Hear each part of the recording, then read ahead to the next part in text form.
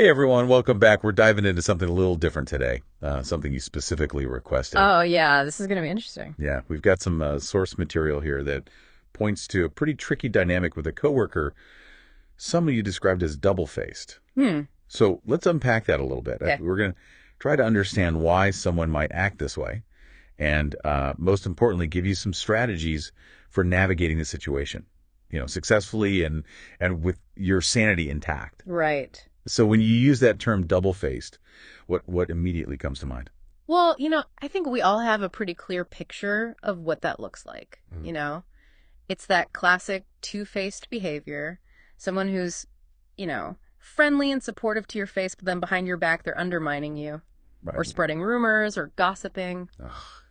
It's like you can never really relax. Exactly. You're always kind of waiting for the other shoe to drop. It creates this atmosphere of mistrust and tension, and that's not good for anyone. No, it's not good for you. Not good for the team. Nope. It definitely impacts productivity. Absolutely. I can only imagine how stressful and confusing this must be for you. So Oh, let's try to get some insights into the why here. okay. In your experience, what are some of the reasons why someone might act this way at work?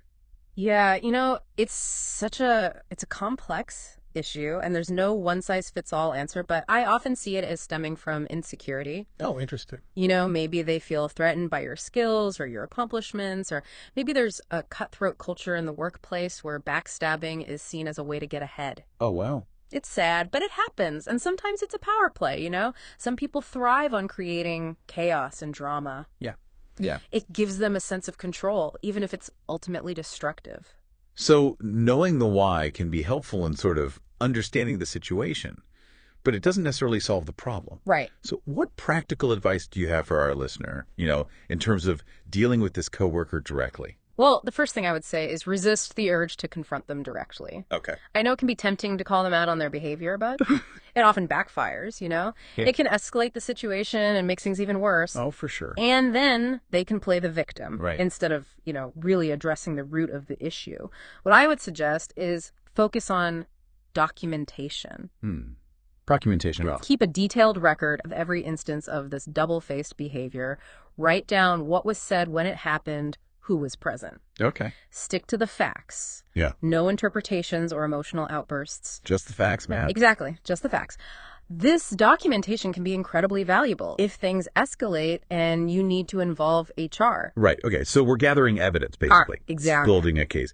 But in the meantime, this person is still, doing their thing. How do you protect yourself emotionally? That's such an important point because dealing with this kind of negativity day in and day out can be emotionally draining. So it's crucial to have a support system. Yeah. Is there a trusted colleague or a mentor outside of work, someone you can confide in? Right. Sometimes just voicing your concerns to someone who understands can make a world of difference. Yeah, just to get it off your chest. Exactly. To vent a little bit. Yes, and it's important to remember this is about their behavior, not your worth. Yeah. Don't internalize their negativity. Yeah, okay. Set firm boundaries between work and your personal life. Protect your mental and emotional space. You make sure you're taking care of yourself. Self-care is so important. Mhm. Okay, so you mentioned involving HR. What does that actually look like? What are we talking about here? So formal action can vary from company to company, but generally it involves bringing your documentation to HR and outlining the pattern of behavior that you've observed. They'll likely conduct an investigation, Okay. which might involve interviews and gathering additional evidence. Mm-hmm.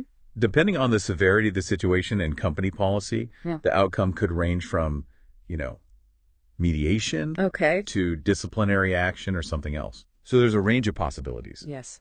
But the important thing is to document and then go to HR if it's really impacting your work. Exactly. Okay, well, this has been really insightful. I mean, it's never easy to deal with a coworker who's being, deceitful or manipulative, but understanding their motivations and having a plan in place can be really empowering. Absolutely. So as we wrap up, I want to leave you with a final thought. Yeah. Think about how you can use this understanding of your coworkers' possible insecurities to emotionally detach from the situation and focus on protecting your own well-being and your career. It's a tough situation, but with the right approach, you can not only survive, but thrive. Well said. Thanks for tuning in, and we'll catch you on our next deep dive. See ya. Bye.